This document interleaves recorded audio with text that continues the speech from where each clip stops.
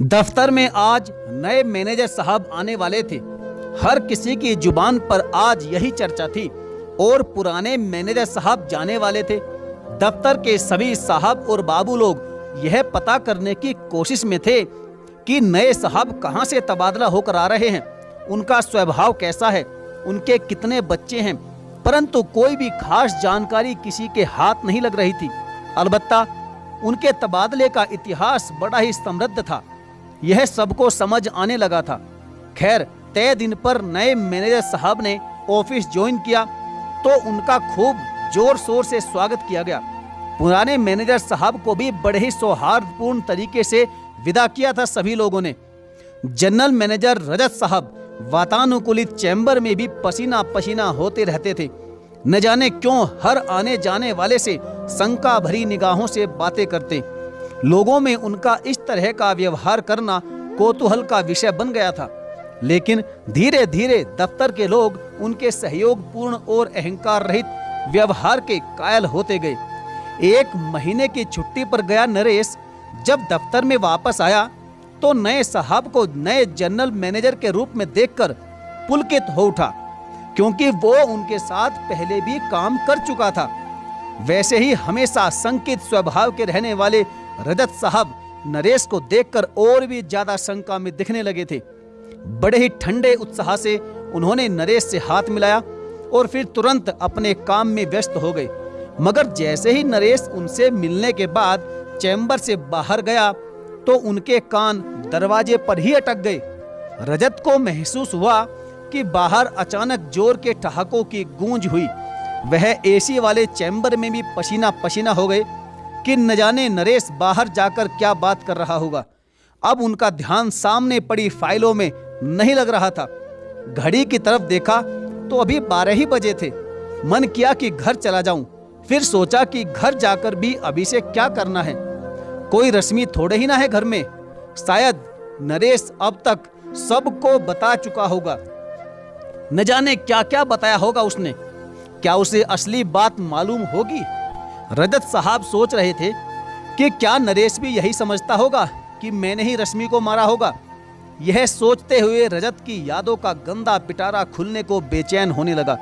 अधेड़ हो चले रजत ने वर्तमान का पेपर वेट रखने की कोशिश की कि अतीत के पन्ने कहीं पलट न जाएं। लेकिन जो बीत गई सो बात गई का ताला स्मृतियों के पिटारे पर टिक न पाया। काले जहरीले अशांत सालों के काले धुएं ने आखिर उसे अपने गिरफ्त में ले ही लिया। शादी के तुरंत बाद की बात थी। रश्मि, तुम कितनी सुंदर हो।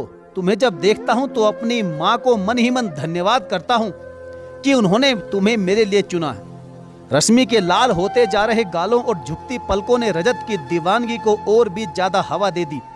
क्या दिन थे वे भी, सोने के दिन और चांदी की रातें। रजत की डायरी के पन्ने उन दिनों कुछ यूं ही नई नई शायरी से भरे जा रहे थे। दिल से बेहद नरम और संवेदनशील रजत के विपरीत रश्मि में व्यावहारिकता बहुत अधिक थी। तभी तो उसने उस छोटी सी मनी ऑर्डर रसीद को भी ज्यादा तवज्जो दी। उस दिन रश्मि ने पहली बार रजत से पूछा, रजत, ये 2000 रुपए आपने किसको भेजे हैं? रजत ने उसे अपने पास खींचते हुए कहा, अरे ये रसीद तो मेरी डायरी में थी। इसका मतलब तुमने अपने ऊपर लिखी मेरी सारी कविताओं और शायरी को पढ़ लिया होगा। फिर रजत ने कहा कि ये पैसे अपनी माँ को भेजे हैं मैंने, और हर महीने भेजता हूँ उनके खर्चे के लिए। और फिर अपने दफ्तर के किस्से रश्मि को सुनाने लग गया। लेकिन शायद उसने अचानक से बदलने वाली फिजा पर गौर नहीं किया। चंद्रमुखी से सूरजमुखी का दौर हो चुका था, जिसकी आहट कवि हृदय रजत को सुनाई नहीं दे रही थी। अब आए दिन रश्मि की नई नई फरमाइशें शुरू हो गई थी। रश्मि, इस महीने नए पर्दे नहीं खरीद सकेंगे, अगले महीने ही ले लेना। वैसे भी ये गुलाबी पर्दे जो घर में पहले से लगे हैं तुम्हारे गालों से मैच करते कितने सुंदर लग रहे हैं। रजत चाहता था कि रश्मि एक बजट बनाकर चले। माँ को पैसे भेजने के बाद बचे हुए सारे पैसे उसकी हथेली पर रखकर निश्चिंत रहना चाहता था। तभी रश्मि रजत से कहती है कि तुम्हारे पिताजी तो कमाते ही हैं, फिर तुम्हारी माँ को तुमसे भी पैसे लेने की भला क्या जरूरत है। रश्मि के शब्द बाण छूटने लगे थे। तभी रजत ने सफाई दी कि रश्मि, पिताजी की कमाई इतनी नहीं है और फिर घर पर बहुत कर्ज भी है। मुझे पढ़ाने में, मुझे अफसर साहब बनाने में मेरी माँ ने अपनी इच्छाओं का हमेशा दमन किया है। अब जब मैं अफसर बन गया हूँ तो मेरा यह फर्ज है कि मैं उनकी अधूरी इच्छाओं को पूरा करूं। लेकिन रश्मि मुट्ठी में आए 20,000 को छोड़कर उन 2,000 के लिए ही अपनी सारी शांति भंग करने लगी। उन दिनों 20-22 हजार रुपये तनख्वाह कम नहीं होती थी, लेकिन शायद खुशी और शांति के लिए धन से अधिक समझदारी की जरूरत होती है, विवेक की जरूरत होती है। यहीं से रजत और रश्मि की सोच में रोज का टकराव होने लगा। गुलाबी डायरी के पन्ने जिनमें कभी सौंदर्य रस की कविताएं पनाह लेती थी, मोहब्बत के भीगे गुलाब मिलते थे, अब नमक और तेल के हिसाब किताब की बदबू से सूखने लगे थे। शेर और शायरी छोड़कर रजत फुर्सत के पलों में बीवी को खुश रखने के नुस्खे और अधिक से अधिक कमाई करने के तरीके सोचता रहता। नन्ना रोहन रश्मि और रजत के बीच एक मजबूत कड़ी था, लेकिन उसकी किलकारियां तब असफल हो जाती हैं जब रश्मि को नाराजगी के दौरे पड़ते।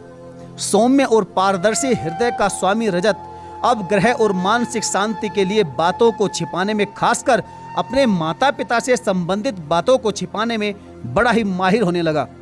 उस दिन रश्मि सुबह से ही कुछ खास सफाई में लगी हुई थी, लेकिन सफाई कम और जासूसी अधिक थी। यह तुम्हारे बाबूजी के 2 महीने पहले की चिट्ठी मिली है मुझे। इसमें इन्होंने तुमसे 10,000 रुपये मांगे थे, तुमने भेज तो नहीं दिए ना? रश्मि के इस प्रश्न पर रजत का चेहरा उड़ गया, क्योंकि पैसे तो उसने वाकई भेजे थे, लेकिन रश्मि गुस्सा ना हो जाए इसलिए उसे नहीं बताया था। पिछले दिनों उसे तरक्की और एरियर मिला था, इसलिए घर की मरम्मत के लिए बाबूजी को पैसे भेज दिए थे। रश्मि आवेश में आ गई, क्योंकि रजत का निर्दोष चेहरा झूठ कभी छिपा नहीं पाता था। रश्मि बोली, रुको, मैं बताती हूँ तुम्हें, अभी ऐसा सबक सिखाऊंगी कि जिंदगी भर याद रखोगे तुम। उस वक्त तक रजत की सैलरी में अच्छी खासी बढ़ोतरी हो चुकी थी, लेकिन रश्मि उन 10,000 के लिए अपने प्राण देने पर उतारू हो गई थी। आए दिन उसकी आत्महत्या की धमकी उससे रजत अब ऊबने लगा था, दुखी हो गया था। सूरजमुखी का अब बस ज्वालामुखी बनना ही बाकी था। रश्मि का बड़बड़ाना शुरू हो गया था। रजत ने नन्हे रोहन का हाथ पकड़ा और उसे स्कूल में छोड़ते हुए दफ्तर के लिए निकल गया। अभी दफ्तर में पहुंचा ही था कि उसके सहकर्मी ने बताया कि साहब जल्दी से घर जाओ, तुम्हारे पड़ोसियों का फोन आया था, भाभी जी बुरी तरह जल गई हैं। बुरी तरह से जली रश्मि अगले 10 दिनों तक हॉस्पिटल के बर्न वार्ड में तड़पती रही। रश्मि बोली, मैंने सिर्फ तुम्हें डराने के लिए हल्की सी कोशिश की थी, मुझे बचा लो रजत प्लीज।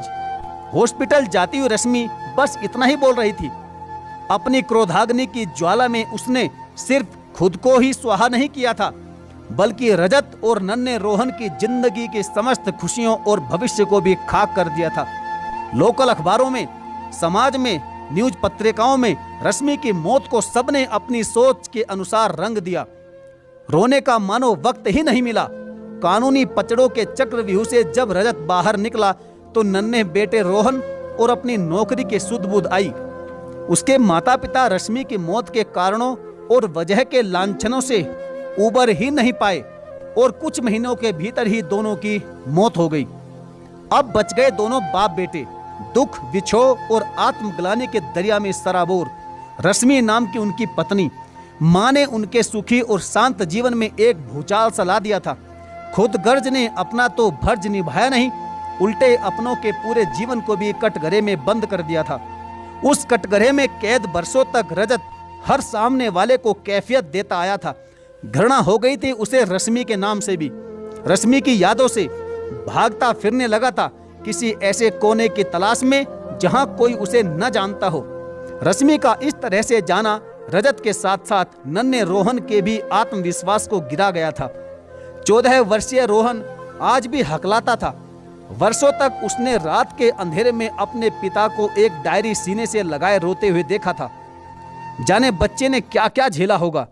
एक दिन रजत ने ध्यान दिया कि रोहन बहुत देर से उसे घूर रहा है, इसलिए उसने पूछा, क्या हुआ रोहन बेटे, कुछ काम है क्या मुझसे? हकलाते हुए रोहन ने कहा, पापा क्या आपने मम्मी को मारा था? बोझिल रजत ने थके हारे शब्दों में कहा, किसने कहा तुमसे? बकवास है ये सब। मैं तुम्हारी माँ से बहुत प्यार करता था, उसने खुद ही अपनी जान दी थी। पापा वह मोहित है ना, वह कह रहा था कि तुम्हारे पापा मम्मी में बनती नहीं थी, इसलिए एक दिन तुम्हारे पापा ने गुस्से में आकर उन्हें जला दिया। रोहन ने प्रश्नवाचक निगाहों से कहा। उसकी आंखें अभी भी संकित ही थी। यही शंका और आशंका रजत के जीवन में भी उतर गई थी। अपनी तरफ उठती हुई निगाह उसे प्रश्न पूछती हुई लगती थी कि क्या तुमने अपनी बीवी को जला दिया? क्या रश्मि का कोई पूर्व प्रेमी था? क्या रश्मि के पिताजी ने दहेज नहीं दिया था? जितने लोग उतने ही बातें, आशंकाओं और इल्जामों का सिलसिला। भागता रहा था रजत एक जगह से दूसरी जगह अपने बेटे को लेकर के। वो अब थक गया था। वो कहते हैं ना कि एक सीमा के बाद दर्द बेअसर होने लगता है। बड़ी तेज गति से रजत का मन बेकाबू रथ की तरह भूतकाल के पथ पर दौड़ा जा रहा था। चल रही थी स्मृतियों की आंधी कि तभी कमरे की दीवार घड़ी ने जोर से घंटा बजाया तो रजत का ध्यान भंग हुआ। बेलगाम बीते हुए पलों के रथ पर सवार मन पर कसकर लगाम कसी। जो बीत गया सो बीत गया। 1 बज गया। रोहन भी स्कूल से आता होगा। चैम्बर से बाहर निकला तो देखा पूरा दफ्तर अपने काम में व्यस्त है। तभी मुस्कुराने की असफल कोशिश करते हुए रजत ने कहा, क्यों भाई, आज आप लोगों को लंच नहीं करना है क्या? भाई मुझे तो बहुत जोर की भूख लगी है। सभी ने इसका जवाब एक साथ मुस्कुराहट के साथ दिया। घर पहुंचकर रजत ने देखा कि बंगले में रहने वाला रसोइया खाना बनाकर इंतजार कर रहा था और बोला, खाना लगाऊं साहब? रोहन बाबा कपड़े बदल रहे हैं। खाने के टेबल पर रजत ने चहकते हुए कहा, अरे वाह, आज तो बहुत सारी डिशेज मेरे पसंद की है। तभी गले में हाथ डालते हुए बेटे रोहन ने कहा, पापा आप भूल गए हैं क्या? आज आपका जन्मदिन है। हैप्पी बर्थडे पापा। रजत ने बेटे को थैंक यू कहते हुए पूछा, तो कैसा रहा आज का दिन नए स्कूल में? मन तो लग रहा है ना तुम्हारा? अंदर से रजत का दिल धड़क रहा था कि कहीं पिछली जिंदगी का कोई जानकार उसे यहाँ ना मिल गया हो। लेकिन उसने एक नई चमक रोहन की आंखों में देखी। तभी रोहन ने कहा कि पापा मैथ्स के टीचर बहुत अच्छे हैं। साइंस और अंग्रेजी वाली मैडम भी बहुत अच्छा पढ़ाती है। बहुत सारे दोस्त बन गए हैं। सभी बेहद होशियार हैं। मुझे बहुत मेहनत करनी पड़ेगी ताकि मैं उन सब के बीच में टिक पाऊं। रजत ने गौर किया कि रोहन का हकलाना अब काफी कम हो गया है।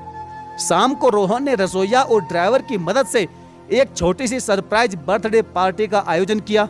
उसके नए दोस्त तो आए ही थे, साथ ही उसने रजत के दफ्तर के कुछ सहकर्मियों को भी बुला लिया था। नरेश भी आया था। ऐसा लग रहा था कि इस आयोजन में नरेश ने भी रोहन का सहयोग किया था। नरेश को उसने फिर चोर निगाहों से देखा कि क्या इसने सचमुच किसी को कुछ बताया नहीं होगा। अब जो हो सो हो। रोहन को खुश देखना ही उसके लिए सुकूनदायक था। कब तक वह अतीत से भागता रहेगा? अब कुछ वर्ष टिककर इस जगह रहेगा। अब और ज्यादा तबादले रोहन की पढ़ाई के लिए ठीक नहीं रहेंगे। वर्षों बाद घर में रौनक और चहल पहल हुई थी। पापा आप खुश होना। हमेशा दूसरों के घर बर्थडे पार्टी में जाता था, सोचा आज अपने घर कुछ किया जाए। यह कहकर रोहन ने एक नई डायरी और पेन पापा रजत के हाथ में देते हुए कहा कि पापा ये आपके जन्मदिन का गिफ्ट है, आप फिर से लिखना शुरू कीजिए मेरे लिए। उस रात रजत देर तक आकाश की तरफ देखता रहा। आसमान में काले बादलों का घना बसेरा था, मानो सुख रूपी चांद को दुख रूपी बादल बाहर आने ही नहीं देना चाहते हों। थोड़ी देर के बाद चांद बादलों संग आंख मिचोली खेलने लगा। ठीक उसके मन की तरह बादल तत्परता से चांद को उड़ते हुए ढक लेते थे। रजत देर तक चांदनी में नहाता रहा। पड़ोस से आती रात रानी की मदमस्त खुशबू से उसका मन तरंगित होने लगा। उसका कवि हृदय जागृत होने लगा। उसने डायरी खोली और पहले पन्ने पर लिखा, जिंदगी ए जिंदगी मेरे घर आना फिर से। तो साथियों, यह थी आज की हमारी कहानी। मैं आशा करता हूं कि आपको कहानी जरूर पसंद आई होगी। यदि पसंद आई है तो वीडियो को लाइक करके चैनल को भी जरूर सब्सक्राइब कर दीजिएगा और साथ ही साथ बेल आइकन को प्रेस करना बिल्कुल न भूलें। तो चलिए साथियों, मिलेंगे फिर और किसी दमदार कहानी के साथ। तब तक के लिए धन्यवाद। जय हिंद।